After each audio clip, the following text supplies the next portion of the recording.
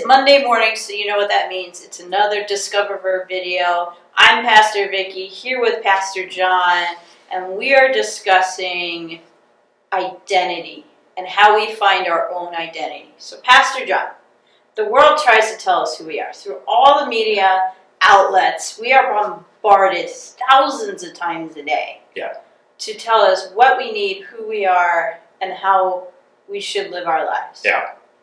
What do we do with all that? Because that's all temporary stuff. Yeah, it's tough. It is. It's tough because I think the word identity is it's a heavy word. It's a weighted word already. It conjures up all sorts of thoughts or maybe even defensivenesses on sometimes. But identity, for me, it goes so much further than just beyond, like our name or who we are that way. For me, and we talked about this in the sermon, for me, our identity is really where we feel or experience value, where we find value in our life. And you're talking about, the world. There's a lot of pressures, expectations, goals that, can be placed on us, even from a very young age, that say in the sermon we talked about how maybe that could be like our position or our status is where some might find their value, or whether it's the appearance, the way we look or the way that we want to appear to have our lives in a certain way, in a certain order, to have it all together. For certain people, that's where we feel valuable. Or for others, it might be wealth, material items, being able to display a certain status that leads them to feel valuable. Or the last one, maybe it's talents, abilities, skills that we find our identity in. And the point being, it's not that those things are bad. But if those are the only things that are making up our true worth and our true value, we need to recognize that they are indeed, as you said, very temporal.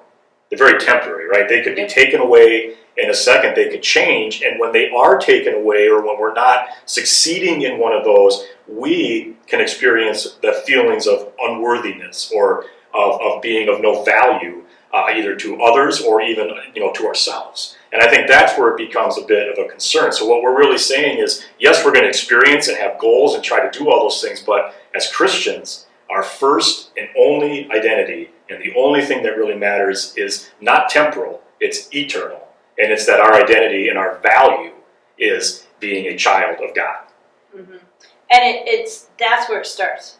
That God made us perfect and loves us just as we are. Absolutely. As God's child. Yep. So moving forward, how do we live from that mindset? And ignore those other lies from the world or the setbacks we might feel? Well, and I know it sounds cliche. I'm a child of God and that's the most important thing. But think about it. If I were to ask you guys watching, what is something in your life that if it was taken away from you right now would make you feel less valuable? Like if you were in a car accident and you couldn't walk anymore, if all of a sudden you had a financial hardship that came on that led to bankruptcy, these are things that we experience in our lives. But my question is, even if that was taken away, does God love you any less? Or we'll take the flip side. What's the best thing that could happen to you in your life right now? What if you got that promotion at work? What if that unanswered prayer was answered? The question would remain, even on that mountaintop, does God love you anymore?